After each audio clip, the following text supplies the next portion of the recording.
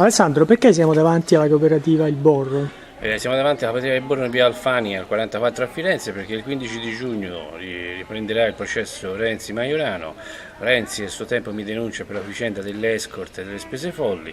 La cooperativa Il Borro il 15 di giugno avrà un ruolo da protagonista in merito al fatto che il mio avvocato chiamerà a testimoniare alcune persone che lavorano all'interno della cooperativa del Borro in merito al fatto delle escort a Palazzo Vecchio. Venite tutti il 15 di giugno, ore 11:30 al Tribunale di Firenze. Riprenderà il processo Renzi-Maiorano.